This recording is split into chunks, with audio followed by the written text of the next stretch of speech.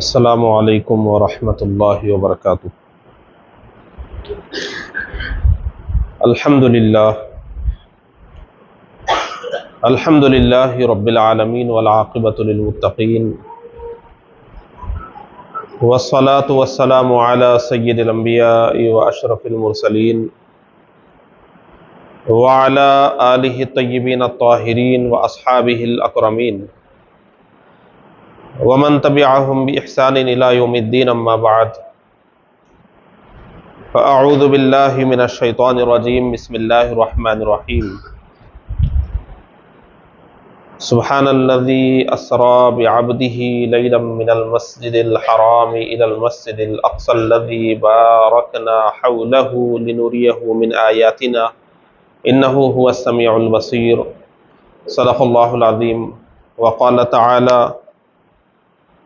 ثم دنا فتدلى فكان قاب قوسين أو أدنى فأوحى إلى عبده ما أوحى ما كذب الفؤاد ما رأى، صدق الله العظيم۔ قال الله تبارك وتعالى في شأن حبيبه تعظيما وتكريما: إن الله وملائكته يصلون على النبي يا أيها الذين آمنوا صلوا عليه وسلموا تسليما۔ اللهم صل على سيدنا شفيعنا ونبينا وحبيبنا ومولانا محمد وبارك وسلم صلاة وسلاما عليك يا رسول الله صلى الله تعالى عليه وآله وسلم۔ معزز حاضرین کرام، مسجد حضا کے امام صاحب اور اس مسجد کی انتظامیہ اور یہاں کے مصلیان کرام اور اہل محلہ، میرے پرانے کرم فرما ہیں،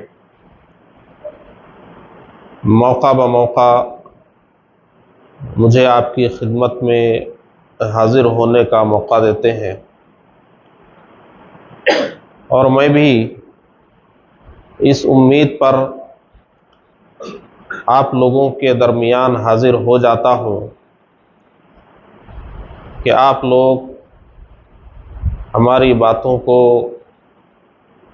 غور سے سنیں گے اور اس پر عمل کرنے کی کوشش کریں گے۔ یقین مانیں کہ اس وقت آپ لوگوں کے سامنے بیان کرنے کے بجائے میں کچھ تفسیر یا حدیث یا فقہ کی کتابیں پڑھتے بیٹھوں تو میرے علم میں بہت اضافہ ہو سکتا ہے، لیکن ہمیں صرف اپنے علم میں اضافہ نہیں کرنا ہے، بلکہ یہ بزرگوں کی امانت عام مسلمان تک پہنچانا ہے۔ اس لیے ہم بار بار آپ کی خدمتوں میں حاضر ہوتے ہیں، اور آپ ہرگز اس جلسے کو اور آج کی رات کو ایک رسمی کارروائی مت سمجھیے کہ جاگنے کی رات آ گئی ہے، بہرحال کچھ کر نہیں سکتے تو مسجد میں وقت گزاریں یا جو بیان ہے اس کو سن لیں۔ ایسے ہلکے انداز میں اور اس طرح پھیکے انداز میں ہم کو ہمارے پیارے آقا صلی اللہ علیہ وسلم کی شب معراج نہیں منانا ہے، بلکہ ہم کو بہت ہی عشق و محبت کے ساتھ حضور پاک صلی اللہ علیہ وسلم کی عظمت میں ڈوب کر آج کی رات کو منانا ہے۔ ہمارے جذبات تازہ ہونا چاہیے، ہمارا ایمان تازہ ہونا چاہیے، اور ایک جوش اور خروش کے ساتھ، دلچسپی اور لطف کے ساتھ ہمیں آج ہمارے نبی کا ذکر کرنا اور سننا ہے۔ معزز حاضرین کرام، ہم کو ہمارے پیارے آقا صلی اللہ علیہ وسلم کا مقام اور مرتبہ بھی سمجھنا ہے، ہمارا اور آپ کا مقام اور مرتبہ بھی سرکار کے طفیل میں کیا ہے اس کو سمجھنا ہے، اور اللہ تبارک و تعالی جب کسی کو مقام اور مرتبہ دیتا ہے تو اسی کے اعتبار سے ذمہ داریاں بھی دیتا ہے۔ تو ہم کو اپنی ذمہ داریاں بھی سمجھنا ہے، اور سب کچھ سننے کے بعد یہ جائزہ بھی لینا ہے کہ ہم ہماری ذمہ داریوں کو کہاں تک ادا کر رہے ہیں، اور اگر نہیں ادا کر رہے ہیں تو پھر اس کو ادا کرنے کی سبیل کیا ہے۔ آج کی مقدس رات شب معراج جس کو ہم کہتے ہیں، ایسا ہرگز نہیں ہے کہ آج کی ایک رات ہی ہمارے پیارے آقا صلی اللہ علیہ وسلم کے لیے شب معراج تھی۔ ایسا نہیں ہے کہ آج ہی کی رات ہمارے نبی اللہ کے یہاں تشریف لے گئے تھے، بلکہ ہمارے نبی کی ہر شب معراج تھی۔ ہمارے نبی نے تو ارشاد فرمایا صحابہ کرام سے کہ رات ہوتی ہے تو میں رات اپنے رب کے یہاں گزارتا ہوں، وہ مجھے کھلاتا پلاتا ہے۔ تو ہمارے نبی تو وہ ہیں جن کی ہر رات اللہ کے یہاں گزرتی ہے، تو ہمارے نبی کی ہر رات ہی شب معراج ہے۔ اور جو بھی امتی نبی کے عشق اور محبت میں، نبی کی اتباع میں، نبی کی پیروی میں اپنی رات کو گزارے گا، اس کی بھی ہر رات شب معراج ہو جائے گی۔ یہ آج ایک رات منانے کے لیے ہم نہیں بیٹھے ہیں، بلکہ ہم کو ہمارے نبی کی ہر رات کی عظمت کو سمجھنا ہے، ہر رات کی معراج کو سمجھنا ہے۔ معزز حاضرین کرام، ہم اور آپ اللہ کی بارگاہ میں جتنا بھی شکر ادا کریں وہ کم ہے، کیونکہ اللہ تبارک و تعالیٰ نے ایسے نبی کی امت میں ہم کو پیدا فرمایا، آخری نبی کی امت میں ہم کو پیدا فرمایا، اور ایسے دور میں جبکہ دنیا میں اکثریت ان لوگوں کی ہے جو ہمارے نبی پر ایمان لانے سے محروم ہے، جو ہمارے نبی کی عظمت کو سمجھنے سے محروم ہیں، جو ہماری نبی کی زندگی کو سمجھنے سے محروم ہیں، جو ہمارے نبی پر نازل ہونے والی کتاب پر ایمان لانے سے محروم ہیں، جو نبوی تعلیمات سے محروم ہیں۔ ایسی اکثریت والے دور میں بھی اللہ نے ہم اور آپ کو اگر نبی کی غلامی کے لیے چن لیا ہے تو اس کے لیے ہم کو ساری زندگی اللہ کی بارگاہ میں شکر گزار ہونا چاہیے۔ یہیں سے ہم کو سمجھنا چاہیے کہ ہمارا مقام اور مرتبہ کیا ہے۔ معلوم ہے قرآن کیا کہتا ہے ہمارے اور آپ کے بارے میں؟ ہمارے اور آپ کے بارے میں قرآن کہتا ہے کہ ساری دنیا کی قومیں الگ ہے، تم ایک الگ قوم ہو۔ قرآن ہمارے بارے میں کہتا ہے تم ایسی قوم ہو جو دنیا کی قوموں کو سیدھے راستے پر لانے کے لیے لائی گئی ہو۔ ہماری شان یہ نہیں ہے کہ ہم دوسری قوموں کو دیکھ کر اپنا راستہ چھوڑ دیں، ہماری شان یہ نہیں کہ دوسری قوموں کی پیروی میں ہم اپنا راستہ چھوڑ دیں، بلکہ ہم تو وہ قوم ہیں جن کے بارے میں اللہ نے فرمایا کہ ہم کو دیکھ کر دنیا کی قوموں کو راستہ چلنے کا ڈھنگ آتا ہے، ہم کو دیکھ کر دنیا کی قوموں کو زندگی گزارنے کا ڈھنگ آتا ہے، ہم کو دیکھ کر دنیا کے لوگوں کو سمجھ میں آتا ہے کہ کس کے سامنے سر جھکانا چاہیے، کس کی عبادت کرنا چاہیے، کون سی کتاب پر چلنا چاہیے، کون سے دین پر چلنا چاہیے۔ یہ ہمیں دیکھ کر دنیا کی قوموں کو معلوم ہوتا ہے، یہ وہ قوم ہم ہیں۔ اللہ تبارک و تعالیٰ نے ہمارے بارے میں یہ فرمایا ہے۔ ہم کس نبی کی امت ہے جانتے ہیں؟ ہم اس نبی کی امت ہیں جن کو اللہ تعالیٰ نے تمام نبیوں میں سب سے بڑا مقام عطا فرمایا ہے۔ ایک نبی کا مقام آپ سمجھ سکتے ہیں، ایک ولی کا مقام آپ نہیں سمجھ سکتے، تو ہم نبی کا مقام کیا سمجھیں گے؟ ہمارے نبی کے ایک امتی سرکار غوث اعظم کا مقام ہم ساری زندگی سر کھپا کر بھی نہیں سمجھ سکتے۔ سرکار غوث اعظم تو بہت بڑی ذات ہے، کوئی معمولی درجے کے ولی کا بھی مقام ہم ساری زندگی سر کھپا کر نہیں سمجھ سکتے۔ ولی کے بعد اور درجے ہیں اور درجے ہیں، پھر صحابی کا درجہ ہے، پھر عام نبی کا درجہ ہے، ہم وہاں تک کیسے سمجھ سکتے ہیں؟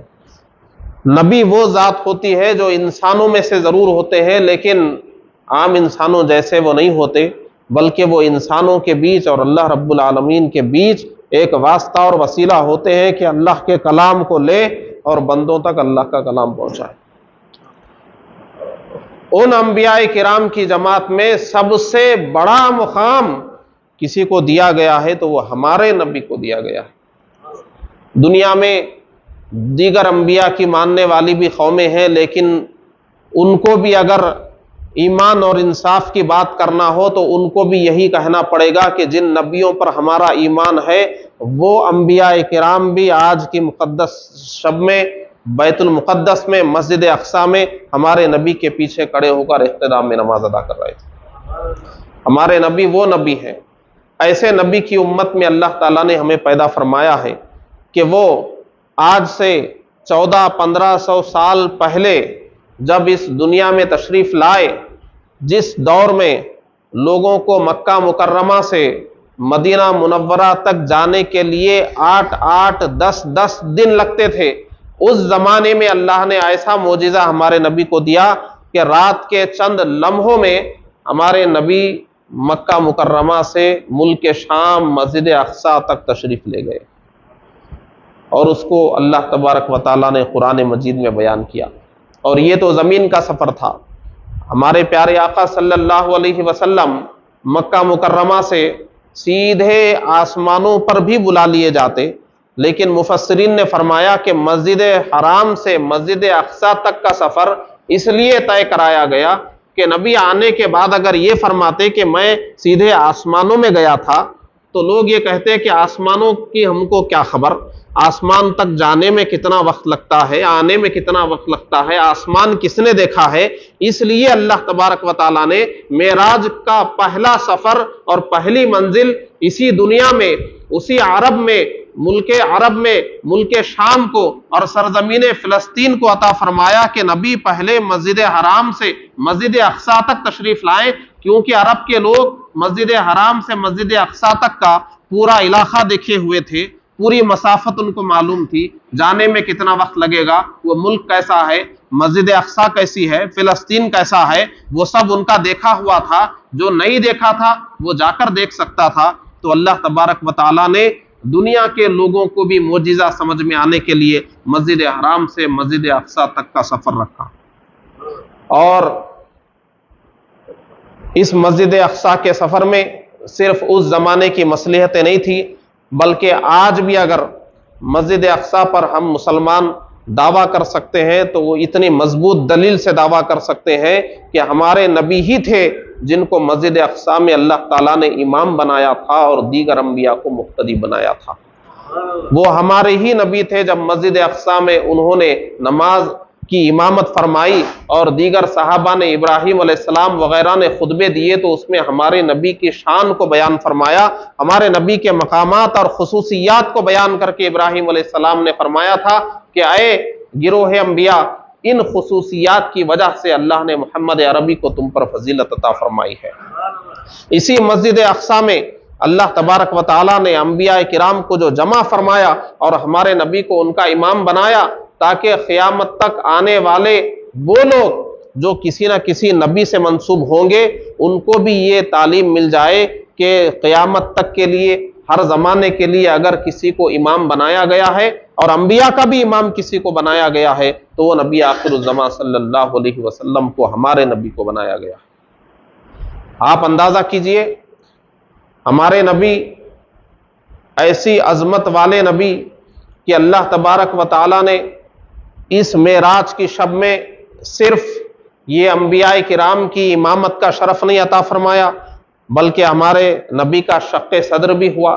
اس زمانے میں، جس زمانے میں شق صدر کا تصور نہیں تھا، آج تو کم از کم سرجری کی شکل میں کچھ تو ہے، معلوم ہے کم از کم کہ سینہ چیر دیا جاتا ہے، دل نکال لیا جاتا ہے، کچھ تو تصور ہے سرجری اور آپریشن کے ذریعے، لیکن اس زمانے میں ایسا کوئی تصور نہیں تھا۔ اللہ کے رسول صلی اللہ علیہ وسلم کا شق صدر ہوا، اتنا بڑا معجزہ اس زمانے کا، پھر آپ نے اتنی جلدی مسافت طے فرما لی۔ آپ ہمارے نبی کے معجزات کو دیکھ لیجئے، آج دنیا سائنس اور ٹیکنالوجی کے ذریعے جن چیزوں کو ممکن سمجھ رہی ہے، جن چیزوں کو ممکن بنا رہی ہے، مسلمانوں کے لیے اس کا تصور کوئی نیا نہیں ہے۔ بہت پہلے اسلام نے ہر چیز کی ایک مثال اس طرح سے پیش کر دی ہے کہ آپ کچھ بھی ایجاد کریے، کچھ بھی چیز بنا لیجئے، کسی قوم کو بھی تعجب ہو سکتا ہے مگر ایک مسلمان کو تعجب نہیں ہو سکتا۔ امریکہ میں بیٹھ کر ہندوستان کے آدمی سے کوئی بات کرے، ایک مسلمان کو تو تعجب نہیں ہو سکتا۔ چند گھنٹوں میں آدمی دنیا کے کونے میں جائے، ایک مسلمان کو تو تعجب نہیں ہو سکتا۔ کسی انسان کو بے ہوش کر کے سینہ چیر دیا جائے، دل نکال لیا جائے، کچھ کر کے دوبارہ رکھ دیا جائے، وہ انسان زندہ ہو جائے، ایک مسلمان کو تعجب نہیں ہو سکتا۔ دنیا کتنی بھی ترقی کر لے، کوئی بھی قوم تعجب کر سکتی ہے، مسلمان اس سے تعجب نہیں کر سکتا، کیونکہ اسلام نے قرآن کی شکل میں، نبی کی زندگی کی شکل میں، نبی کی سیرت کی شکل میں، احادیث مصطفیٰ کی شکل میں قیامت تک کے واقعات کے ایسے اشارے دین کی تعلیم میں رکھ دیے کہ مسلمان اگر غور کرے، کوئی بھی چیز ایجاد ہوگی تو وہ دنیا کو حیرت میں نہیں ڈال سکتی، مسلمانوں کو حیرت میں نہیں ڈال سکتی۔ مسلمانوں کو اللہ تبارک و تعالیٰ نے ساری چیزوں کے علوم قرآن کی شکل میں عطا فرمائے، اگر مسلمان اس کو سمجھنے کے لیے تیار ہو۔ اتنے بڑے نبی، اتنے عظمت والے نبی کی امت میں اللہ تبارک و تعالیٰ نے ہم کو پیدا فرمایا۔ یہ معراج کا مقام آپ جانتے ہیں کتنا عظیم مرتبہ ہے ہمارے نبی کے لیے۔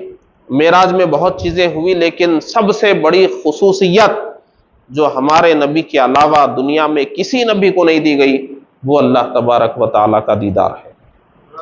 آج کی رات ہمارے پیارے آقا صلی اللہ علیہ وسلم نے جاگتے ہوئے، خواب میں نہیں، جاگتے ہوئے یعنی بیداری کے عالم میں، دل کی آنکھوں سے نہیں بلکہ اپنے ماتھے کی آنکھوں سے اللہ رب العالمین کا دیدار فرمایا۔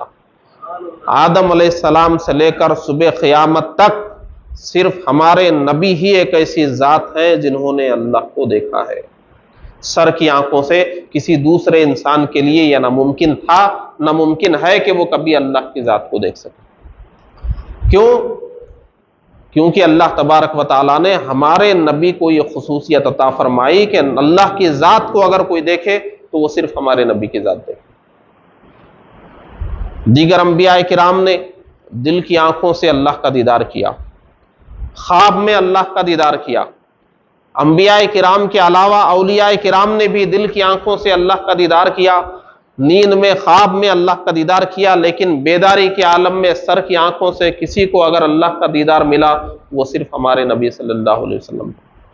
اتنی بڑی نعمت آج ہمارے پیارے آقا صلی اللہ علیہ وسلم کو عطا ہوئی، یعنی ہم اس نبی کی امت ہیں جنہوں نے بیداری میں اپنی آنکھوں سے اللہ کی ذات کو دیکھا ہے۔ دنیا میں یہ دعویٰ کوئی اور نبی کے ماننے والے لوگ کبھی نہیں کر سکتے۔ اللہ تبارک و تعالیٰ سے بے پردہ ہمارے نبی نے کلام فرمایا، ہمارے نبی کو سر کی آنکھوں سے دیکھا، اور اس وقت ہماری اور آپ کی معراج یہ ہے کہ جب اللہ اس کے رسول آپس میں ملاقات کرتے ہیں، بات کرتے ہیں، اور نبی کو اللہ کا دیدار نصیب ہوتا ہے، تو اس وقت نہ اللہ تبارک و تعالیٰ نے اس امت کو چھوڑ دیا، نہ اللہ کے رسول نے اس امت کو فراموش کیا، بلکہ ہمارے نبی نے اس امت کے لیے اللہ کی بارگاہ سے ایک بہترین تحفہ لایا اور اس امت کو عطا فرمایا، اور اللہ نے بھی ایک بہترین تحفہ نماز کی شکل میں بھیجا۔ نماز یہ آج ہی کی شب ہمارے پیارے آقا صلی اللہ علیہ وسلم کے ہاتھوں امت کے پاس اللہ کا ایک تحفہ بنا کر بھیجی گئی۔ نماز آپ جانتے ہیں، نماز جتنی ہم کو ملی ہے کسی امت کو نہیں ملی۔ آپ کو معلوم ہوگا اسی واقعے معراج میں موسیٰ علیہ السلام نے کہا تھا میری امت پر صرف 2 نمازیں تھی، وہ نہیں پڑھ سکے، آپ کی امت 5 کیسے پڑھے گی؟ اور بھی واقعات میں آپ سنتے ہوں گے کہ کسی امت میں وہ نماز تھی، کسی امت میں یہ نماز تھی۔ سب سے زیادہ نماز کسی امت کو عطا کی گئی ہے تو وہ اسی امت کو ادا کی گئی۔ اس کو آپ یہ نہ سمجھیں کہ یہ بوجھ ہے، نماز پڑھنا کوئی بوجھ ہے، وقت نکالنا پڑے گا، اتنی محنت نہیں، یہ ایسی نعمت ہے، اس کے بارے میں بزرگوں نے فرمایا کہ بندہ نماز کی حقیقت کو سمجھ لے تو نماز کے اندر اگر نماز کی حقیقت کا تصور کر لے تو مرتے دم تک سلام نہیں پھیرے گا، وہ چاہے گا کہ میری ساری زندگی نماز میں گزرے۔ جانتے ہیں کیوں؟ کیونکہ نماز جب ہم شروع کرتے ہیں تو ہمارا مقام کیا ہو جاتا ہے معلوم ہے؟ ہمارے اندر فرشتوں کی صفات آ جاتی ہے۔ فرشتے کھاتے پیتے نہیں ہیں، ایسے ہی نمازی بھی کھاتا پیتا نہیں ہے۔ نمازی کو بھی کھانے پینے کی اجازت نہیں ہے. جیسے ہی وہ نماز شروع کرتا ہے اس کا مقام اتنا بلند ہو جاتا ہے کہ یہ حقیر کھانا حقیر پانی اب اس کے لیے حلال نہیں رہتا، اس کے لیے حرام ہو جاتا ہے، اتنا بڑا مقام اس کا ہو جاتا ہے. اور جب وہ نماز شروع کرتا ہے تو جانتے ہیں ہمارے نبی کا سفر معراج کہاں سے شروع ہوا تھا؟ مسجد حرام سے. اور جب نماز شروع کرتا ہے تو یہی کہتا ہے کہ میرا رخ کعبے کی طرف. دنیا کے کسی کونے میں رہے بندہ اپنا تعلق سیدھے خانہ کعبہ سے جوڑتا ہے جہاں سے ہمارے نبی کا سفر معراج شروع ہوا تھا. اور وہاں سے جب وہ اپنی نماز کو شروع کرتا ہے تو پھر اپنی نماز میں پوری عالم کی سیر کرتے ہوئے قرآن کی تلاوت کے ذریعے وہ رکوع میں بھی جاتا ہے، سجدے میں بھی جاتا ہے. اور جب سجدے میں چلا جاتا ہے اب اس سے زیادہ بندہ جھک نہیں سکتا. جتنا جھک سکتا تھا وہ سجدے میں جھک گیا، اب اور نیچے جانا بندے کے لیے ممکن نہیں رہا. اور کس کے سامنے جھکا؟ اس پروردگار کے سامنے جو سدرۃ المنتہا سے بھی آگے، وہ اتنی بلندیوں پر ہے کہ انسان اس کا تصور بھی نہیں کر سکتا. اتنے بلند و بالا پروردگار کے لیے بندہ اس کے مقام کو دیکھ کر اتنا جھک گیا جتنا وہ جھک سکتا تھا. زمین پر اپنے جسم کے مقدس حصے پیشانی کو لگا دیا تو اللہ تبارک و تعالیٰ اس کو اتنا قرب عطا فرما دیتا ہے کہ دنیا کی پھر کسی چیز میں وہ قرب اللہ نے نہیں رکھا ہے. اور جب وہ نماز مکمل کر کے جب قاعدے میں بیٹھ جاتا ہے تو آپ نے کبھی غور کیا؟ آپ اتحیات پڑھتے ہیں، اتحیات میں اسی معراج کا ذکر ہے جس میں ہمارے نبی تشریف لے گئے تھے. فرشتوں نے وہاں پر حاضری دی تھی اور اللہ نے اللہ کے رسول کو تحفہ دیا تھا. بندہ اس وقت ہمارے نبی پر درود و سلام بھیجتے ہوئے السلام علیک ایھا النبی ورحمۃ اللہ وبرکاتہ کہتا ہے. آپ اندازہ کر سکتے ہیں خانہ کعبہ کے صحن سے گویا آپ کی نماز شروع ہوئی تھی تو اب یہ گنبد خضرا کے سامنے آپ آخری قاعدے میں پہنچ گئے ہیں اور سرکار پر درود و سلام بھیجنے کے لیے بیٹھے ہوئے ہیں. نماز آپ کو معلوم ہے ہم جو نمازیں پڑھتے ہیں وہ نماز وہ نہیں ہے جو اللہ اس کے رسول نے ہم کو بتائی ہے، جو ہمارے بزرگان دین نے پڑھی ہے. قرآن تو ہماری نماز، چند باتیں ہیں بتاؤں گا، بات ختم کر دوں گا، غور سے سنیں. ہماری نماز تو وہ ہے جس کے بارے میں اللہ نے فرمایا کہ نماز آپ کو گناہوں سے روک دیتی ہے. نماز ایسی چیز ہے. ہم کون سی نماز پڑھ رہے ہیں؟ ہماری نماز کیا گناہوں سے روکے گی؟ نماز میں ہم گناہوں کا پلان کرتے ہیں، نماز کے بعد کیا کرنا ہے. آپ سوچئے ہماری نماز ہی کیا نماز ہے؟ وہ نماز ہونی چاہیے تھی جو گناہوں سے روک دے، لیکن ہم کون سی نماز پڑھ رہے ہیں کہ نماز ہی میں گناہوں کا پروگرام بن رہا ہے. کیا یہ وہ نماز ہو سکتی ہے جس کے بارے میں قرآن میں کہا گیا؟ کیا یہ وہ نماز ہو سکتی ہے جس کے بارے میں کہا گیا کہ نبی کو دیکھو، نبی تمہیں جیسے نماز پڑھتے ہوئے نظر آئیں تم بھی ویسے نماز پڑھو؟ کیا یہ وہ نماز ہے کہ صحابہ کرام کے جسم سے تیر کھینچ لیا جاتا تھا اور ان کو اندازہ تک نہیں ہوتا تھا کہ تیر لگ جاتا تھا تکلیف نہیں ہوتی تھی، تیر کھینچ لیا جاتا تھا تکلیف نہیں ہوتی تھی، معلوم نہیں کیا کیا ان کے ساتھ ہوتا تھا نماز کے عالم میں، ان کو خبر تک نہیں ہوتی تھی. ہم جو نمازیں پڑھ رہے ہیں آپ کو شاید یقین نہیں ہوگا، آج ایک عام مسلمان یہ سمجھنے کو تیار ہی نہیں ہے. شب معراج کا موضوع ہے، آج سمجھ لیجئے آج نماز کی بھی رات ہے. صرف شب معراج نہیں ہے، شب نماز اور شب صلات بھی آج ہے. آج ایک عام مسلمان شب معراج میں ملے ہوئے اس تحفے کو سمجھنا بھی نہیں چاہتا، اس کو صحیح ادا کرنے کا طریقہ بھی سیکھنا نہیں چاہتا، اس کے مسائل سیکھنا نہیں چاہتا. اور نماز جب وہ پڑھتا ہے کوئی کیفیت اس کے اوپر طاری نہیں ہوتی، وہ آتا ہے بس نماز پڑھتا ہے اور پھر اگلی نماز کو آنے کے ارادے سے چلا جاتا ہے. نماز تو وہ تھی کہ ایک ایک نماز آپ کا ایمان مضبوط کرے، ایک ایک نماز آپ سے ایک ایک گناہ چھڑا دے، ایک ایک نماز ایک ایک اچھائی آپ کے اندر پیدا کر دے. لیکن نمازیں بھی ہو رہی ہے، ہمارے اندر کوئی کیفیت نہیں آ رہی ہے. اس کی وجہ آپ جانتے ہیں کیا ہے؟ کیونکہ ہم نے نماز کے مقام کوئی نہیں سمجھا، نماز کی فضیلت کوئی نہیں سمجھا. ہم جو کچھ بھی کر رہے ہیں وہ ایک رسمی کارروائی بن کر رہ گئی ہے، وہ ایک فارمیلٹی بن کر رہ گئی ہے. ایک مثال آپ کو دیتا ہوں، رمضان میں ہم تراویح پڑھتے ہیں. یہ جتنی باتیں میں بتا رہا ہوں یہ بہت اہم باتیں ہیں، آپ اس کو غور سے سنیں. یہ مت سمجھیں کہ اس پر غور کرنے سے کچھ نہیں ہوگا، ہم انقلاب نہیں لا سکتے، ہم زندگی نہیں بدل سکتے، ہم کو اپنا زندگی کا مقصد کام دھندا اور پورا کرنا ہے، نہیں بلکہ اس کو سنیے، آپ کی زندگیوں میں انقلاب آ سکتا ہے، آپ کی زندگی بدل سکتی ہے۔ ہم جتنے بھی کام آج دین کے نام پر کر رہے ہیں وہ صرف ایک رسمی کارروائی بن کر رہ گئی ہے، وہ ایک فارمیلٹی بن کر رہ گئی ہے۔ تراویح کی نماز کوئی لے لیجئے، رمضان میں ہم کتنے اہتمام سے تراویح پڑھتے ہیں، کیا یہ جو تراویح ہم پڑھتے ہیں کیا اسلام کا یہی تصور اور یہی اسلام کی تعلیم ہے کہ جو ہم پڑھ رہے ہیں ویسے پڑھیں؟ تراویح کی حکمت کو ہم نے سمجھا؟ تراویح کی مصلیحت، تراویح کیوں پڑھنا ہے، کیوں رکھی گئی ہے، آپ کو اس کا اندازہ ہے؟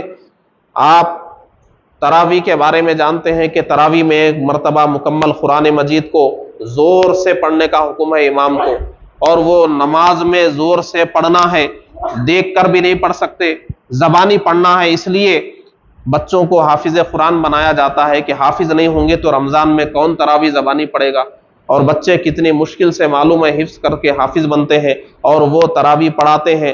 تو وہ تراویح میں قرآن زور سے کیوں پڑھتے ہیں؟ مصلیوں کو قرآن سننے کا حکم کیوں ہے؟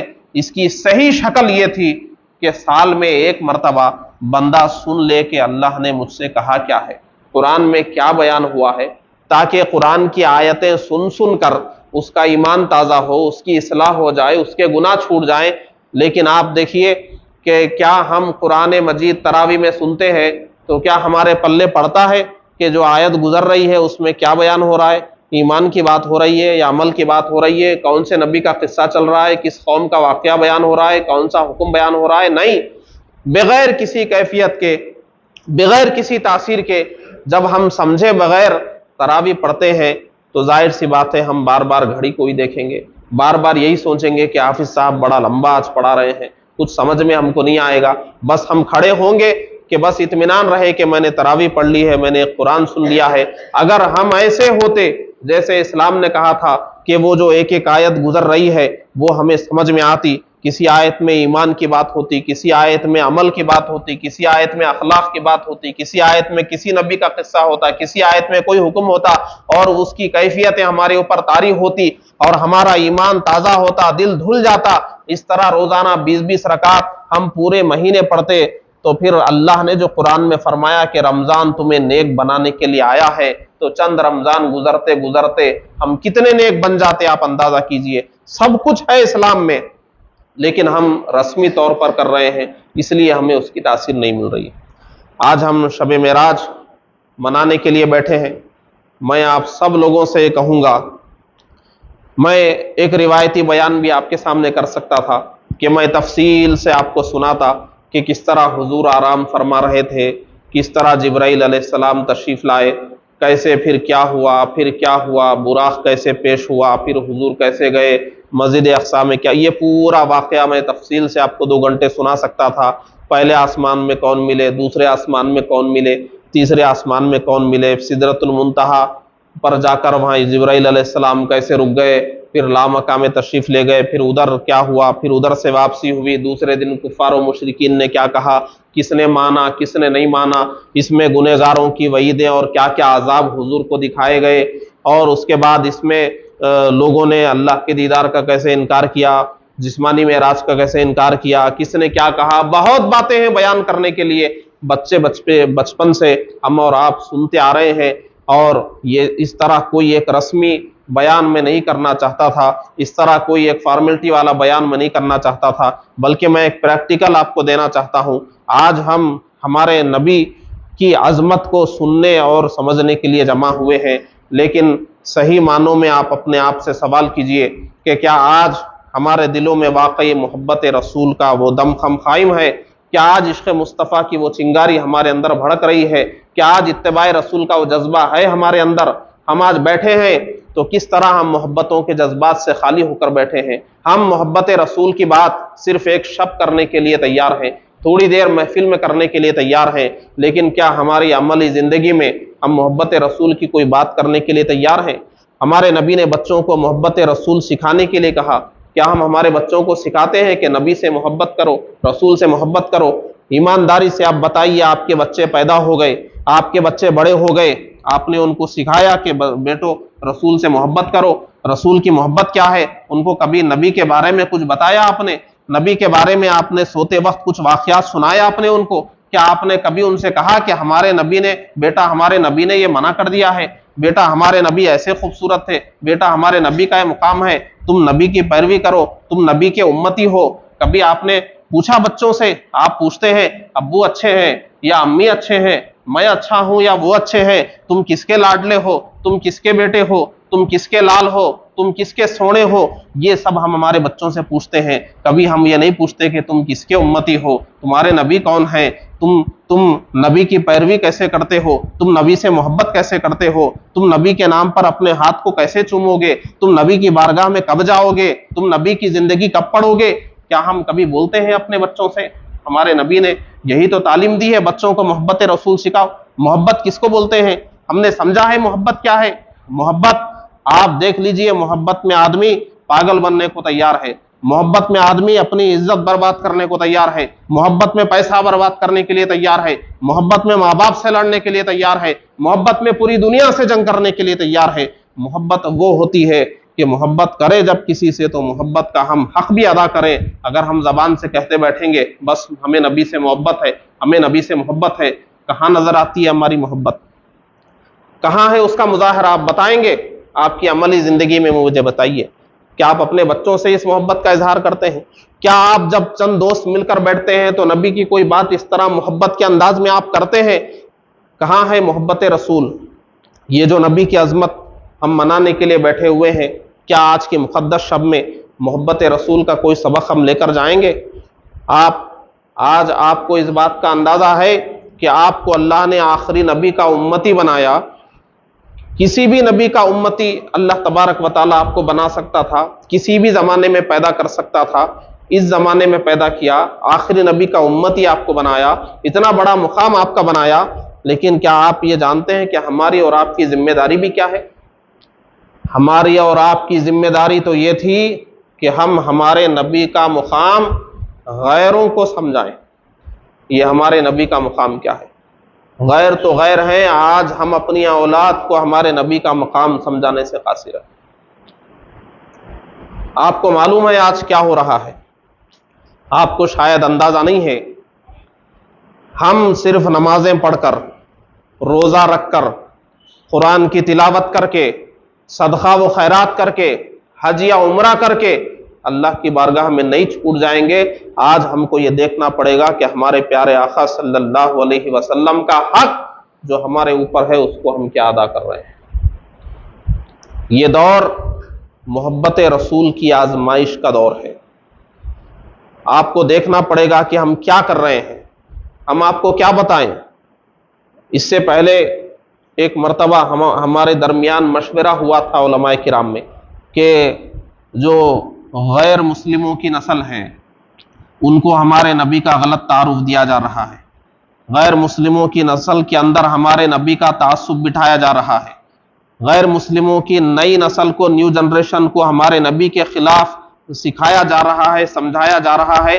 ہمیں اپنے نبی کی سیرت کو عام کرنا چاہیے۔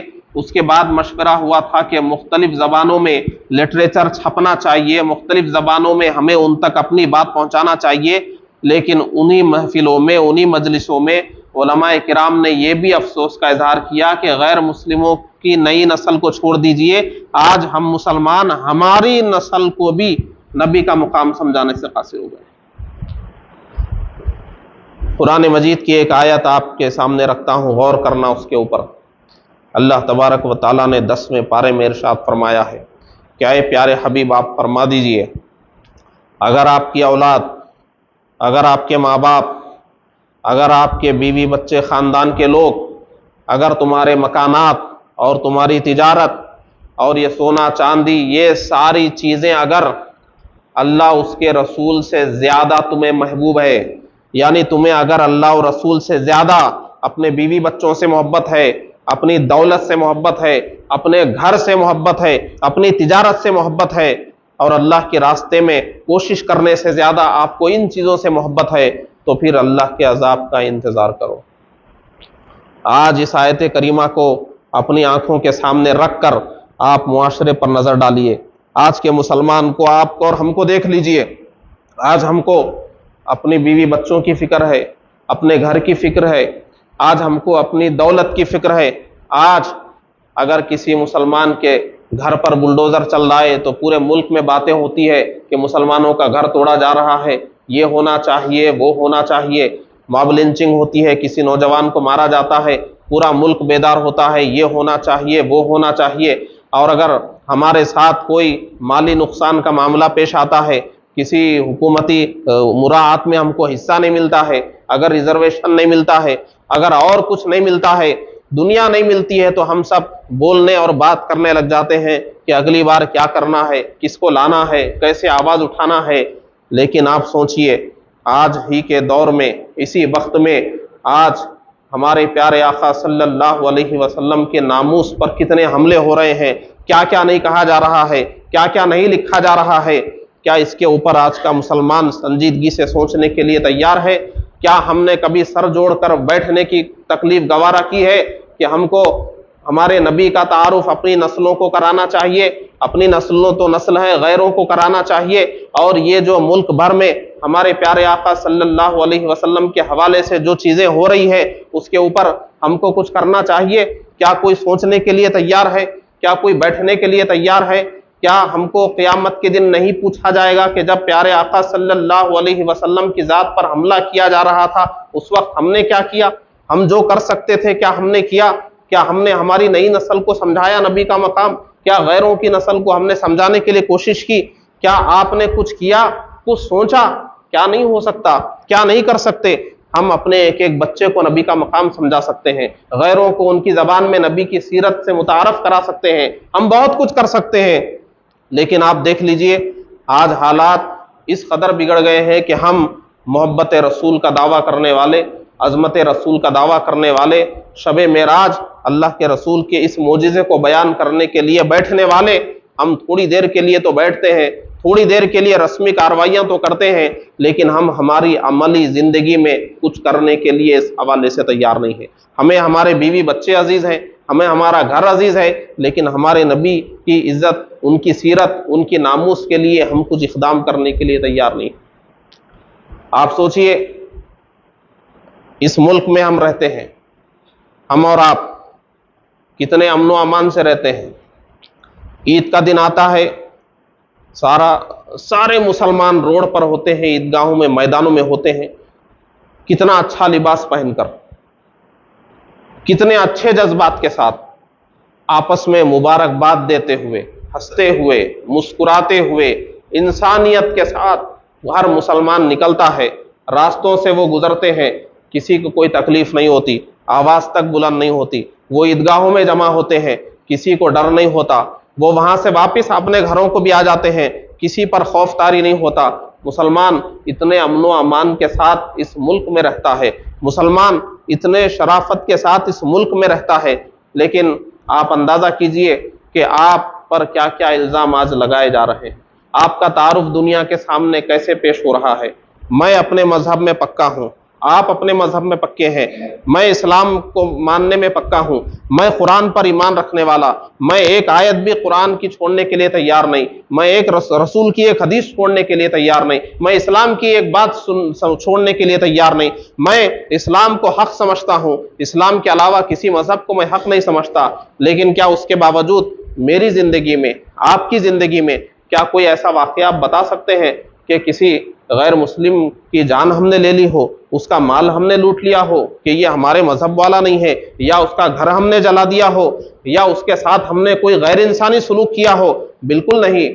ہمارے پڑوس میں رہتے ہیں، کبھی ہم نے نہ گھر جلانے کی کوشش کی، نہ کسی کی جان لینے کی ہم نے کوشش کی، نہ ان کو ہم نے مالی نقصان پہنچانے کی کوشش کی۔ اتنے امن و امان کے ساتھ ایک قوم اس ملک میں رہ رہی ہے، اتنے شرافت کے ساتھ رہ رہی ہے، اتنی انسانیت کے ساتھ رہ رہی ہے، نہ دوسرے مذہب والوں کے کسی معبود کو برا بھلا کہتی ہے، نہ کسی کے معبود کو گالی دیتی ہے۔ ہمارے قرآن مجید میں کہا گیا کہ کسی بھی قوم اور مذہب والوں کے معبودوں کو برا بھلا مت کہو، وہ بھی نہیں کہتے ہیں، لیکن اللہ نے ہمارے پیارے آقا صلی اللہ علیہ وسلم کو ایسی پاکیزہ زندگی عطا فرمائی ہے کہ آج تک سب سے زیادہ اگر کسی کی زندگی لکھی گئی تو ہمارے نبی کی لکھی گئی، ہر زبان میں لکھی گئی، دنیا کے ہر مذہب والے نے ہمارے نبی کی زندگی کی شرافت کو تسلیم کیا، عزت اور کردار کو تسلیم کیا، حتیٰ کہ جس وقت ہمارے نبی کے سامنے جو قوم ہمارے نبی سے لڑ رہی تھی انہوں نے تک تسلیم کیا. ان کو جب کچھ داغ نہیں ملا کردار کے اندر تو مجنون کہا، شاعر کہا، کیا کچھ کہا، لیکن کسی نے دوسرا کچھ نہیں کہا. کردار پر کسی نے انگلی نہیں اٹھائی. لیکن آج اس ملک میں اتنی بڑی قوم ہے مسلمانوں کی، لیکن کچھ شرپسند لوگ پیغمبر اسلام کے ناموس پر حملے کر رہے ہیں، پیغمبر اسلام کی ذات پر حملے کر رہے ہیں. اور کوئی اس کے لیے بولتا ہے کہ لوگوں پیغمبر اسلام کی ذات پر حملے مت کرو، اور وہ اپنے مسلمانوں میں لوگوں کے اندر، نوجوانوں کے اندر محبت رسول اور عظمت رسول کو بیدار کرنے کے لیے بیانات کرتا ہے، تو اسے اچانک حراست میں لے لیا جاتا ہے. آپ دیکھ لیجئے مفتی سلمان اظہری صاحب کا معاملہ، ان کو کتنے اچانک حراست میں لیا گیا، کتنا پریشان کیا گیا، کیا کیا ان کے ساتھ نہیں ہوا اور ہو رہا ہے. انہوں نے کیا کیا؟ پورے ملک کے اندر ہزاروں مقامات اور مفتی سلمان اظہری صاحب کے بیانات ہوئے، آپ سب نکال کر سن لیجئے. انہوں نے مسلمان نوجوانوں کو کہیں بھی یہ تعلیم نہیں دی کہ تم غیر مسلموں کا جانی نقصان کرو یا مالی نقصان کرو یا ان کا گھر جلاؤ یا ان سے تم کوئی غیر انسانی سلوک کرو. انہوں نے جب بھی کہیں کہا تو یہی کہا کہ آپ محبت رسول پیدا کرو، عظمت رسول پیدا کرو، آپ اتباع رسول پیدا کرو. اور جو شرپسند لوگ جو خامخواہ ہمارے نبی کی ذات پر حملے کر رہے ہیں، ہمارے نبی کی ذات پر الزامات لگا رہے ہیں، گستاخیاں کر رہے ہیں، ان کے خلاف کچھ انہوں نے کہا کہ ایسا نہیں کرنا چاہیے. یہ اسلام پیغمبر اسلام ہے، اتنی پاکیزہ زندگی، اتنا پاکیزہ دین ہے، خامخواہ کسی کو شرپسندی کے لیے پیغمبر اسلام پر انگلی نہیں اٹھانا چاہیے، پیغمبر اسلام کے خلاف زبان نہیں کھولنا چاہیے. ان کے خلاف انہوں نے نصیحت کے طور پر کچھ کہہ دیا، انہوں نے ان کے خلاف اپنی ناراضی کا اظہار کر دیا. تو ایسے ملک میں جہاں ہر مذہب والے کو اپنے مذہب پر چلنے کا حق ہے، اپنے مذہب کے مقدس شخصیات کو ماننے اور ان کے بارے میں دفاع کرنے کا حق ہے، ایسے دفاع کرنے والے ایک مفتی سلمان اظہری صاحب کو صرف اس لیے کہ انہوں نے نبی کی ذات کے لیے دفاع کیا، کسی مسلمان نوجوان کو کوئی انہوں نے نہیں کہا کہ قانون ہاتھ میں لو، ملک کے دستور کو چھوڑ دو، آئین کو چھوڑ دو، یا انہوں نے کوئی ایسی تعلیم نہیں دی کہ آپ اٹھاؤ خون خرابہ شروع کر دو. انہوں نے تو یہی تعلیم دی کہ اپنے دین پر قائم رہو، جو لوگ ناموس رسالت کے خلاف ہیں آپ ان کا جواب دو، آپ نبی کی عظمت پر ہونے والے حملوں کا جواب دو، عشق رسول کی چنگاری بیدار رکھو، اسلام پر چلو، دین پر چلو. اتنا کہنے پر بھی آج ہمارے ایک عالم دین پر سنگین الزامات لگائے جا رہے ہیں. ناموس رسالت پر بات کرنے کی وجہ سے، عظمت رسول پر بات کرنے کی وجہ سے خامخواہ ان کو پریشان کیا جا رہا ہے. آپ اندازہ کیجئے پورے ملک کے مسلمانوں کو اس وقت سوچنا چاہیے کہ اگر ایک ایسا انسان مفتی سلمان اظہری صاحب جن کی زندگی میں اگر آج پورے ہندوستان کے غیر مسلمین بھی ان کی زندگی چھان لے، کہیں ان کے اوپر آپ کو ایسا نہیں ملے گا کہ انہوں نے کسی کو تکلیف پہنچائی ہو، کسی کا انہوں نے مال چھین لیا ہو، کسی کی جان لینے کے لیے تعلیم دی ہو، انہوں نے ملک کے دستور کے خلاف کوئی کام کیا ہو. یہ علماء کا طبقہ جانتے ہیں کیا ہے؟ میں بار بار کہتا ہوں کہ پورے ملک میں اگر یہاں کے قانون کے مطابق اگر کوئی طبقہ چل رہا ہے کسی کو تکلیف دیے بغیر، کسی کا نقصان کیے بغیر، کسی کے ساتھ غیر انسانی سلوک کیے بغیر کوئی طبقہ اگر چلتا ہے تو وہ علماء کرام کا طبقہ ہے. وہ کسی پر ہاتھ تک نہیں اٹھاتا، کسی پر تلوار اٹھانا تو دور کی بات ہے، وہ کسی کا مال چھیننا تو دور کی بات ہے. وہ جب مسجدوں سے باہر نکلتا ہے تو کسی کا حلیہ وغیرہ کی تحقیق کیے بغیر کسی کو کچھ دے دیتا ہے. اتنا انسانیت پر چلنے والا طبقہ لوگ ایسا بنا کر انہیں پیش کرتے ہیں کہ یہ تو بہت برا ماحول لانا چاہتے ہیں، یہ نوجوانوں کو ورغلا رہے ہیں، یہ نفرت کی بیج بو رہے ہیں. تو آپ اندازہ کیجئے کہ جب اتنا پاک اور صاف طبقہ، علماء کرام کا طبقہ بھی اگر محفوظ نہیں ہے ناموس رسالت پر بات کرنے کے لیے، تو کتنا ہمیں بیدار ہونے کی ضرورت ہے. ہمیں حضور پاک صلی اللہ علیہ وسلم کی سیرت کو کتنا عام کرنے کی ضرورت ہے. کیا آپ نے کبھی سوچا ہے اس بارے میں؟ آپ کو اللہ نے استطاعت دی ہے، آپ کو اللہ نے موقع دیا ہے. آپ جائیے آج کی مقدس شب میں جا کر اپنے گریبانوں میں جھانک کر دیکھیے آپ کے بچے نبی کو جانتے ہیں یا نہیں جانتے ہیں، آپ کے گھر کے لوگ نبی سے محبت رکھتے ہیں یا نہیں رکھتے ہیں. ہونا تو یہ چاہیے تھا کہ ہم ہمارے نبی کا تعارف، ہمارے نبی کی سیرت کو اتنا عام کرتے کہ آج مفتی سلمان اظہری صاحب جیسے کسی عالم دین کو یہ سمجھانے کی ضرورت نہیں پڑتی کہ ناموس رسالت کیا ہے، عظمت مصطفیٰ کیا ہے. ہر مسلمان پہلے سے اتنا سمجھا ہوا ہوتا کہ کچھ ہو جائے تو سمجھانے سے نصیحت کرنے سے پہلے ہی مسلمان اس کا جواب دے دے، اس کے لیے مسلمان کچھ کوششیں کرے، لیکن اس کے لیے بھی کتنا افسوس کا مقام ہے، ایسے حساس موضوع کے لیے بھی مسلمانوں کو سمجھانا پڑتا ہے، تیار کرنا پڑتا ہے۔ نبی کی زندگی پر کام کرنے کی ہم سب کو بہت ضرورت ہے۔ ربیع الاول شریف آتا ہے، ربیع الاول شریف جاتا ہے، ہم صرف ایک دو جلسے منا لیتے ہیں، اور ہم میں سے کوئی مسلمان یہ نہیں سوچتا کہ نبی کی زندگی کو میں کیسے جانوں، نبی کے معجزات کو میں کیسے جانوں۔ ہمیں کیا معلوم ہے نبی کی زندگی کیا ہے؟ نبی کے بارے میں معلوم ہی نہیں ہوگا تو ہمارے اندر محبت پختہ کیسے ہوگی؟ نبی کے معجزات ہی معلوم نہیں ہوں گے تو نبی کی محبت پختہ کیسے ہوگی؟ نبی کی اداؤں کا تذکرہ ہی نہیں ہوگا تو محبت پختہ کیسے ہوگی؟ ہم روزانہ نبی پر درود و سلام ہی نہیں پڑھیں گے تو ہماری محبت پختہ کیسے ہوگی؟ یہ حقیقت میں بیان کر رہا ہوں۔ آج کا مسلمان اپنے دل و دماغ سے نبی کی ذات کو ہٹا کر زندگی گزار رہا ہے۔ نبی اسے کب یاد آتے ہیں؟ بس ایسی مقدس شبوں میں، یا پھر کچھ قرآن کی تلاوت کرتے وقت، یا نماز میں بھی، بلکہ نماز میں بھی وہ نبی کا لفظ جب ادا کرتا ہے تو اس کی پوری توجہ نبی کی طرف نہیں ہوتی ہے۔ آج مسلمانوں کے یہ حالات ہیں۔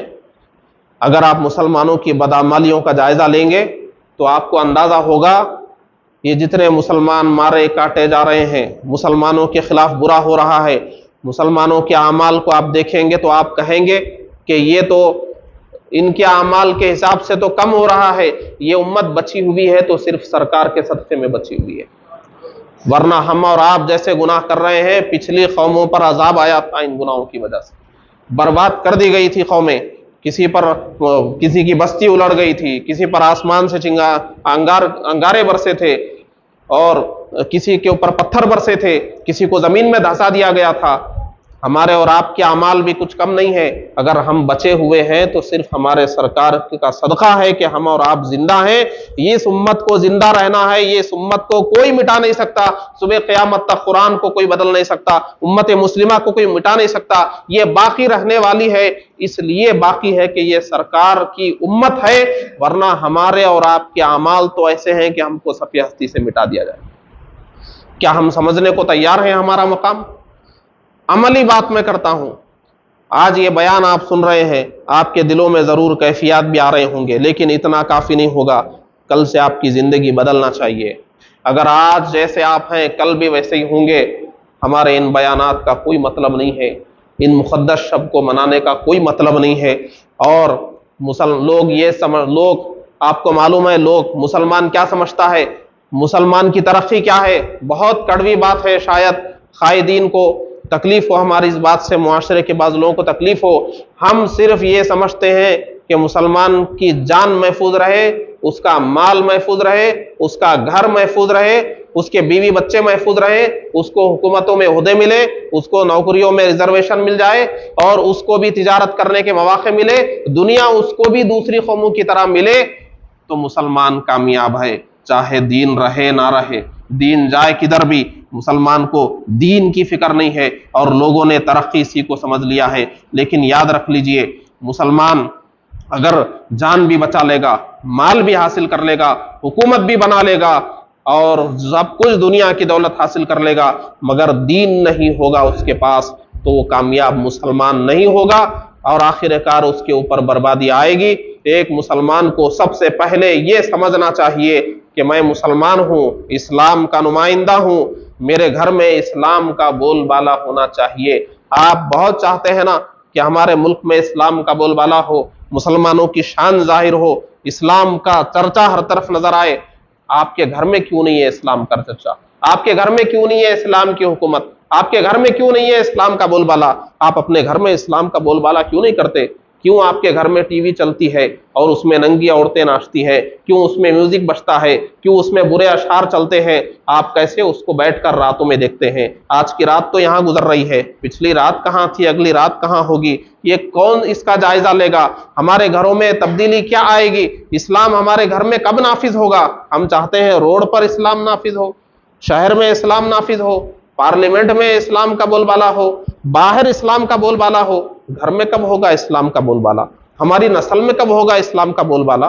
ہمارے گھر کے اوپر اسلام کا جھنڈا کب لہرائے گا؟ اس پر ہم سوچنے کے لیے تیار نہیں ہے، اس پر ہم کچھ کرنے کے لیے تیار نہیں ہے۔ ہم چاہتے ہیں ہمارا کھانا پینا چھوٹے بغیر، ہمارا سونا جاگنا چھوٹے بغیر، ہماری خرید و فروخت چھوٹے بغیر، کچھ بھی کیے بغیر بس مسلمانوں کا بول بالا ہو جائے، اسلام کا بول بالا ہو جائے۔ ہم قربانی نہیں دے سکتے، ہم کوئی خواہش ترک نہیں کر سکتے، ہمیں تمام خواہشات کے ساتھ اسلام کا بول بالا چاہیے۔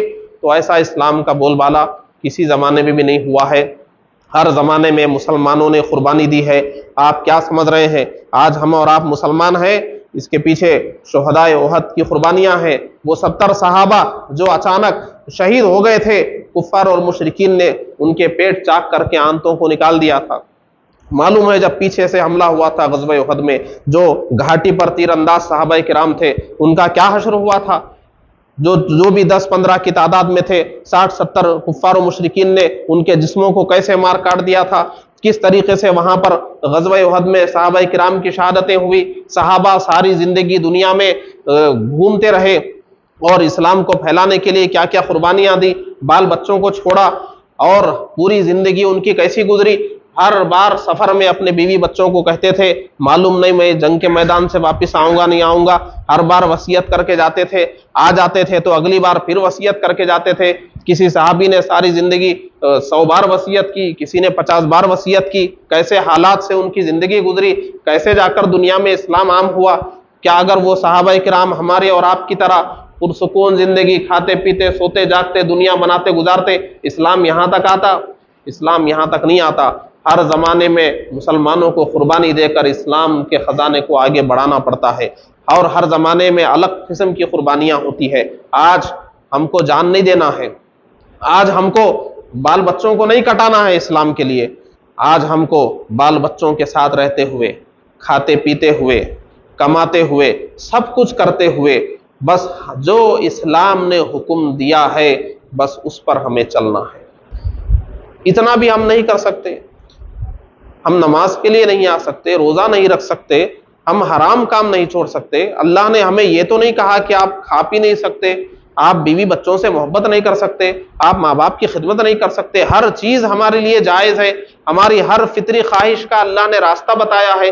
اور یہ زمانہ کوئی جانی قربانیاں دینے کا نہیں ہے، بس خواہشات کی ذرا قربانی دینا ہے۔ بس ہم کو ذرا سا بس تھوڑی سی کوشش کرنا ہے کہ اپنے خواہشات کو ماریں، ذرا اپنی نیند قربان کریں، ذرا اپنی خواہش ہٹا کر ہم دین کے لیے کچھ کریں۔ اتنا بھی ہم کرنے کے لیے تیار نہیں ہوں گے تو پھر سوچئے قیامت کے دن وہ بزرگان دین جنہوں نے اپنی زندگیوں کو وقف کر کے ہم تک اسلام پہنچایا، ہم یہ عیاشی والی زندگی لے کر ان کے سامنے کس منہ سے کھڑے ہوں گے اور اللہ کو کیا جواب دیں گے کہ اسلام کی امانت کو ہم نے آگے کس طرح پہنچایا۔ ہماری نسل دنیا آج پھر رہی ہے، معلوم نہیں ہمارا بچہ کس ملک میں جا کر نوکری کرے گا، کیسے لوگوں کے بیچ بیٹھے گا، معلوم نہیں اگر وہ اسلام کے بارے میں پختہ نہیں ہوگا تو کس کا مذہب اختیار کر لے گا۔ حرام چیزوں کی حد تک تو ہم فلاپ ہو گئے ہیں، ہم ہمارے بچوں کو یہ سمجھانے میں ناکام ہو گئے ہیں کہ حلال کچھ ہوتا ہے حرام کچھ ہوتا ہے، اس میں تو ہم فلاپ ہو گئے۔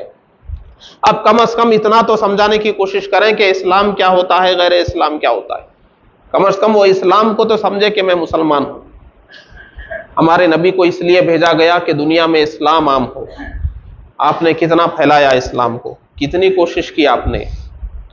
ہمارے بزرگوں کا دور آپ جانتے ہیں، ہمارے بزرگوں کا دور وہ تھا جہاں چلے جاتے تھے ان کو دیکھ کر لوگ اسلام قبول کر لیتے تھے۔ ہم کو ساری زندگی بھی دیکھ کر لوگ اسلام قبول نہیں کرتے، سمجھدار ہو تو کہتا ہے اسلام اچھا ہے مگر یہ مسلمان خراب ہے۔ ہمارے کردار سے تو اسلام پہ حرف آتا ہے، ہمارے کردار سے تو اسلام کا نام خراب ہوتا ہے، اور ہم کو حیا نہیں آتی ہے۔ آج کی مقدس شب ہم منا رہے ہیں، ہمارا اور آپ کا فریضہ ہے کہ محبت رسول اپنے اندر بیدار کرنے کی کوشش کریں، اہل سنت و جماعت پر خود بھی قائم رہنے کی کوشش کریں، اپنی نسلوں کو بھی قائم رکھنے کی کوشش کریں، کیونکہ محبت رسول اور عظمت رسول کا سبق صرف اہل سنت و جماعت کے اندر ہے۔ ہمارے بزرگان دین نے محبت رسول اور عظمت رسول کا وہ سبق پڑھایا ہے کہ اہل سنت کے علاوہ کوئی شخص اس کو ہضم نہیں کر سکتا۔ الحمدللہ ہمارے پاس محبت رسول اور عظمت رسول کی بہت بڑی دولت ہے۔ صرف زبانوں سے مجھے رسول سے محبت ہے، مجھے نبی سے محبت کہنے سے محبت اور عظمت نہیں ہو جائے گی، واقعی میں محبت معلوم ہونا چاہیے، واقعی میں عظمت معلوم ہونا چاہیے۔ ہم محبت رسول، عظمت رسول اور اتباع رسول کو ایسے اپنا لیں کہ ہم اگر چاہتے ہیں کہ ہمارا وجود باقی رہے، ہم پر ظلم نہ ہو، ہماری عزت اور شان و شوکت ظاہر ہو، تو وہ صرف دین اسلام میں ہو سکتی ہے، ہمارے پیارے آقا صلی اللہ علیہ وسلم کی پیروی میں ہو سکتی ہے۔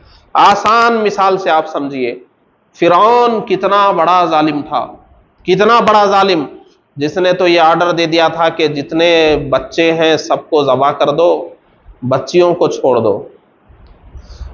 فرعون کی فوج بنی اسرائیل کے گھر گھر میں گھستی تھی اور بچوں کو ذبح کر دیتی تھی۔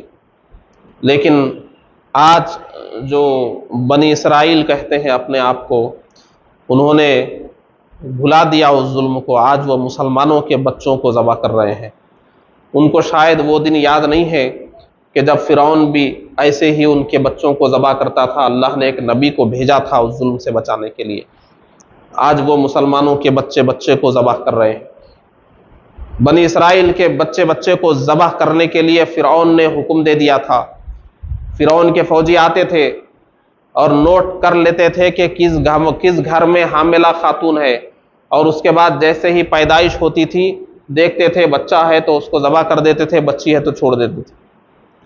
پھر لوگوں نے کہا کہ اس طرح اگر یہ لوگ مار دیے جائیں گے تو مستقبل میں ہماری خدمت کون کرے گا، کیونکہ اس وقت ملک مصر میں جتنے بھی محنت مشقت والے اور بالکل گرے ہوئے کام تھے وہ سب بنی اسرائیل سے لیتے تھے۔ تو انہوں نے کہا کہ ہم تو کھانے پینے اور عیش کرنے والے، لکڑیاں کون کاٹ کے لائیں گے، عمارتیں کون بنائیں گے، پتھر کون توڑیں گے، گڈھے کون کھودیں گے اگر سب بچوں کو ذبح کر دیا گیا۔ تو اس کے بعد فرعون نے کہا کہ 1 سال بچوں کو چھوڑ دیتے ہیں، 1 سال کے بچوں کو ذبح کرتے ہیں۔ 1 سال بچوں کو چھوڑ دیا گیا، 1 سال ذبح کر دیا گیا۔ ایسے ظالم مسلط ہوئے تھے بنی اسرائیل کے اوپر، اور معلوم ہے اس بنی اسرائیل کو اگر فرعون سے نجات ملی تو کیسے ملی؟ اس بنی اسرائیل نے اپنے نبی کے پیچھے چلنے میں ہی اپنی نجات سمجھی۔ نبی سمندر میں چلے گئے تو قوم بھی پیچھے پیچھے نبی کے پیچھے سمندر میں چلی گئی۔ ایسا انہوں نے پیروی کی اور وقت کا فرعون ڈوبنے پر مجبور ہو گیا۔ اگر بنی اسرائیل موسیٰ علیہ السلام کے پیچھے چل کر وقت کے فرعون کو ڈبا سکتے ہیں تو یہ مسلمان ہمارے پیارے آقا کے پیچھے چل کر وقت کے فرعون کو کیوں نہیں ڈبا سکتا؟ یہی راز ہم کو سمجھنے کی ضرورت ہے۔ ہم بجائے نبی کے پیچھے چلنے کے، ہم دولت جمع کرنے میں، تعلیم حاصل کرنے میں، اور پتہ نہیں کس کس میں، یہ سب تو کرنا ہی ہے، لیکن آپ یہ کتنا بھی کر لیں دین کو چھوڑ کر، نبی کو چھوڑ کر، کچھ بھی نہیں ہو سکتا۔ ہم سے بڑی کس کی حکومت تھی؟ ہم سے زیادہ کس کے پاس ہماری دولت دیکھنے کے لیے یورپ سے لوگ آتے تھے آج سے 200-300 سال پہلے۔ ہم سے زیادہ اچھی عمارتیں کس کے پاس تھی؟ ہم سے بڑی تہذیب کس کے پاس تھی؟ ہم سے زیادہ تعلیم کس کے پاس تھی دنیا میں؟ جس وقت مسلمان تعلیم یافتہ تھے، یورپ میں لوگ جاہل تھے، گنوار تھے۔ مسلمانوں کے پاس تعلیم تھی، دولت تھی، حکومت تھی، سب تھا، لیکن جب مسلمان دولت بچانے کے پیچھے پڑ گیا، حکومت بچانے کے پیچھے پڑ گیا، لیکن دین کو اس نے فراموش کر دیا، تو دین چھوڑتے ہی، نبی کی پیروی چھوڑتے ہی دولت گئی، حکومت گئی، سب کچھ گیا، مسلمان لٹ گیا، مارا بھی گیا، کاٹا بھی گیا۔ اور دیکھ لیجئے کہ آج تک یہ احساس بھی ہم کو نہیں ہو سکا کہ ہم سے کیا چھینا گیا، ہم کو کیسے کاٹا گیا۔ آج ہم یہ جانتے بھی نہیں کہ پورے ملک میں علماء اور مشائخ کو کس طرح پھانسیوں پر لٹکایا گیا تھا، کس طرح مسلمانوں کو کاٹا گیا تھا، پوری دنیا کے اندر کیا ہوا تھا ہمارے ساتھ۔ آج کی ہماری نسل اس سے واقف نہیں ہے، ہمارے اندر سے یہ احساس ہی نہیں رہا کہ کیا چھینا گیا۔ دین ہمارے اندر سے ایسا چھین لیا گیا، ایسا کھوکھلا مسلمان ہم کو بنا دیا گیا کہ اب دنیا کو اطمینان ہے کہ یہ مسلمان کتنے بھی رہیں کچھ بھی نہیں ہوگا، کیونکہ ان کو معلوم ہے کہ یہ وہ کھوکھلا مسلمان ہے کہ اس کے اندر نہ محبت رسول کی چنگاری ہے، نہ عشق رسول بھڑکتا ہے اس کے اندر، یہ کچھ نہیں کر سکتا۔ دنیا کو جب یہ اطمینان ہو گیا، مسلمانوں کی ہوا ختم ہو گئی، مسلمانوں کا وقار ختم ہو گیا، تو اب اس کے بعد مسلمان اپنی کثرت کے باوجود، کروڑوں کی تعداد کے باوجود صرف قوموں کے ہاتھوں میں ایک کھلونا بن کر رہ گئے ہیں۔ اس لیے ہم کو سمجھنا ہوگا مسئلہ کہاں ہے، پرابلم کہاں ہے، مرض کہاں ہے، اور وہ مرض صرف ایک ہے کہ آپ دین کی پیروی کریے۔ آپ ڈاکٹر بنیں گے تو اپنے شعبے میں اسلام کا بول بالا کریں گے، انجینئر بنیں گے تو اپنے شعبے میں بول بالا کریں گے، وکیل بنیں گے اپنے شعبے میں بول بالا کریں گے، ورنہ ہم سمجھیں گے کہ صرف ہمارے وکیل پیدا ہو جائیں، ہمارے جج پیدا ہو جائیں، ہمارے سائنسداں پیدا ہو جائیں، وہ جو بھی پیدا ہو جائیں گے، اگر ان کے اندر دین نہیں ہوگا تو وہ ایک مسلمان کی ترقی ہوگی، اسلام کی ترقی نہیں ہوگی۔ وہ مسلمانوں کی ترقی نہیں ہوگی، اس کی اپنی پرسنل اور ذاتی ترقی ہوگی۔ کتنے مسلمان کتنے اونچے مقامات تک نہیں پہنچے، لیکن اس سے کیا مسلمانوں کو یا اسلام کو کوئی فائدہ ہوا؟ ان کا اپنی ذاتی فائدہ ہوا ہوگا، کچھ دیر کے لیے مسلمانوں کا نام بھی لیا جاتا ہوگا کہ یہ مسلمان بھی تھے، لیکن ان کا تعارف بعد میں آتا ہے کہ یہ مسلمان بھی تھے، اور اس کا مطلب صرف اتنا ہوتا ہے کہ مسلمان گھرانے میں پیدا ہوئے تھے۔ لیکن کیا وہ خود بھی مسلمان تھے؟ کیا ان کے اندر بھی دین تھا؟ کیا ان کے اندر بھی اتباع رسول تھی، محبت رسول تھی؟ اس کی کوئی گارنٹی اور ضمانت نہیں ہوتی۔ اس لیے ہم زندگی میں اگر شب معراج منانا چاہتے ہیں تو اس کا صحیح طریقہ یہ ہے کہ یہاں سے جانے کے بعد نہ معراج کو بھولیے، نہ نبی کی ذات کو بھولیے، اور زبانی جمع خرچ سے باہر آ کر اپنی زندگی میں محبت رسول، تعظیم رسول اور اتباع رسول کا جذبہ پیدا کیجئے، تبھی معراج کا حق ادا ہوگا، ورنہ قیامت کے دن ہم اور آپ ضرور پکڑے جائیں گے، اور وہاں کے سوالات، ہم کہتے ہیں نماز کا سوال ہوگا، سب سے پہلے نہیں ہوگا نماز کا سوال، پہلے آپ کے ایمان کا سوال ہوگا، تو مسلمان تھا یا نہیں تھا۔ نماز کا سوال اس کے بعد دوسرے نمبر پہ ہوگا، پہلے یہ سوال ہوگا کہ تو مسلمان تھا یا نہیں تھا، مومن تھا یا نہیں تھا۔ پہلے نبی کو دکھایا جائے گا قبر میں، نماز بہت بعد میں حشر میں پوچھی جائے گی، پہلے نبی کو دکھا کر پوچھا جائے گا ان کے بارے میں کیا کہتا تھا، ان کی بات کر، پہلے نبی کی بات کی جائے گی، اس کو ذہن میں رکھیں، صرف سجدے کر کے آپ نہیں چھوٹ جائیں گے، پہلے آپ کو نبی کے بارے میں پوچھا جائے گا کہ ان کے بارے میں تیرا کیا کردار تھا۔ اس سوال کا جواب ہم کو سب سے پہلے تیار کر لینا ہے، نبی کے لیے ہم نے کیا کیا ہے۔ صرف اللہ کے حقوق نہیں ہوتے ہیں، صرف ماں باپ کے حقوق نہیں ہوتے ہیں، صرف پڑوسیوں کے حقوق نہیں ہوتے ہیں، اللہ کے بعد اگر ایک نمبر پر، سب سے پہلے نمبر پر کسی کے حقوق ہیں تو وہ ایک امتی پر اپنے نبی کے حقوق ہیں۔ اگر آپ اس کو ادا نہیں کریں گے تو آپ کے حقوق اللہ اور حقوق العباد ادا کرنے کا کوئی مطلب نہیں ہے۔ اس سوال کو ذہن میں بٹھائیے، نبی کے حقوق ہیں آپ کے اوپر، اور نبی کے حقوق آپ نے ادا کیے نہیں کیے پوچھا جائے گا۔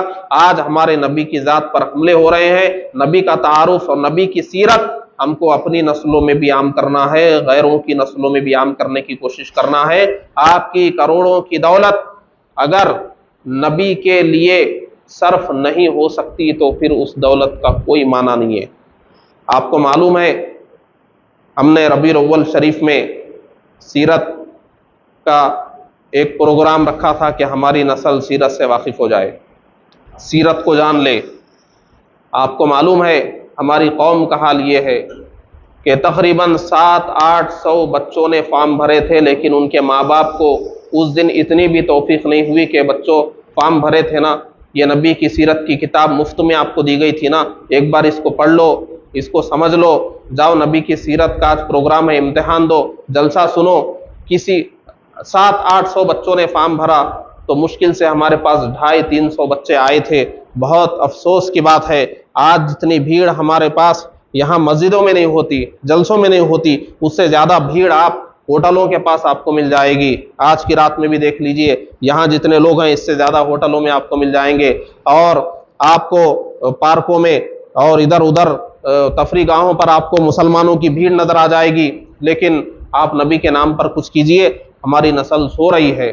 ربیع الاول شریف میں ہم اور یہ ہمارے ساتھ کچھ نوجوان بچے اسکول پھر کر، محلہ پھر کر، انہوں نے بچوں سے رابطہ کر کے ان کے والدین کو، مدرسے کے اساتذہ کو، اسکول کے اساتذہ کو بتایا کہ آپ بچوں کو یہ کتاب دیجئے، یہ پڑھنے کے لیے دیجئے۔ اردو میں کتاب دی گئی، رومن انگلش میں کتاب دی گئی، لیکن اگر 2000 بچوں کو ہم نے کتاب دی تو بمشکل 200-300 بچوں نے اس کتاب کو پڑھی۔ یہ ہماری مسلمان قوم کا حال ہے کہ ہم مفت میں کتاب دیں تو اپنے بچوں کو پڑھا بھی نہیں سکتی جو قوم، اس قوم سے ہم کیا امید رکھیں کہ وہ اپنے پیسے سے نبی کی سیرت کی کتاب دنیا کی مختلف قوموں کی زبانوں میں وہ چھاپ کر بانٹنے کی کوشش کرے گی، یا وہ نبی کی سیرت کے لیے، جو قوم اپنی نسل کو پڑھانے کے لیے تیار نہیں نبی کی سیرت، وہ غیروں تک آج کیا پہنچائے گی؟ آپ کو معلوم ہے آج غیر نبی کی سیرت میں سے نکال کر ایسے سوالات ایک مسلمان سے کر رہا ہے، مسلمان یہ کہہ رہا ہے کہ میں تو پہلی بار سن رہا ہوں، مجھ کو تو معلوم ہی نہیں ہے۔ وہ مسلمان جس کو ہمیشہ تیار رہنا تھا کہ کوئی غیر مسلم غلط فہمی میں اعتراض کرے تو جواب دے، لیکن مسلمان کا حال یہ ہو گیا کہ اس کا اعتراض بھی سمجھنے سے قاصر ہے، پھر وہ پلٹ کر مولانا صاحب کے پاس ہی آئے گا کہ یہ کیا مسئلہ ہے۔ یہ آج ہماری قوم مسلم ہے، یہ حقائق اور یہ سچائیاں ہیں۔ اگر کسی کو میرے سخت لہجے سے یا سخت الفاظ سے تکلیف ہو رہی ہو تو میں معذرت چاہتا ہوں، لیکن اب ہنسانے کا وقت نہیں رہ گیا ہے۔ اب ہمارے بیانوں میں ہم آپ کو ہنسا نہیں سکتے، چٹکلے آپ کو نہیں سنا سکتے، حالات بہت خراب ہیں اور نبی کی ذات پر حملے ہو رہے ہیں، اس کو سمجھیے اور نبی کی ذات کے لیے ایک جذبہ پیدا کیجئے کہ اب قربانی دینا ہے ہم کو۔ ہمارے لیے قرآن نے کہہ دیا کہ بیوی بچے گھر دولت اہم نہیں ہے، نبی اور نبی کی ذات ہمارے لیے اہم ہے۔ آج بہت سارے لوگ کہہ رہے ہیں مفتی سلمان صاحب کو یہ نہیں کہنا، ایسا نہیں کہنا چاہیے تھا، ویسا نہیں کہنا چاہیے تھا، ارے ایسا بھی کہنا چاہیے تھا، ویسا بھی کہنا چاہیے تھا، اور بہت کچھ کہنا چاہیے تھا۔ نہیں کہا انہوں نے، کیونکہ مسلمان حالات خراب کرنا نہیں چاہتا ہے، امن و امان سے رہنا چاہتا ہے، اور جس کے خلاف بھی کہا تو کسی شر پسند کے خلاف کا ہوگا۔ کوئی عام غیر مسلم جو امن و امان سے رہ رہا ہے، ہمارے نبی کی ذات پر حملے نہیں کر رہا ہے، اسلام کے خلاف زہر نہیں اگل رہا ہے، اس کے خلاف تو کسی نے کچھ بھی نہیں کہا، سب مل جل کر رہ رہے ہیں۔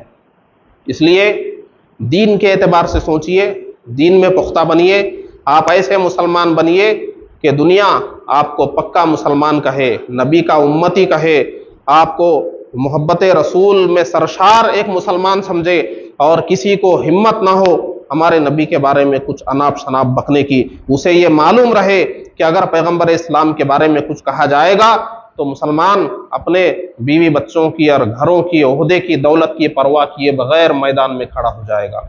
یہ غیر قوموں کو میسج جانا چاہیے، اور آپ اپنی زندگی میں اسلام پر عمل کیجئے، اور نبی کی ذات اور یہ نبی کی ذات سے متعلق یہ جو معجزات ہیں، معراج ہیں، ان سب کو ہم مناتے رہیں۔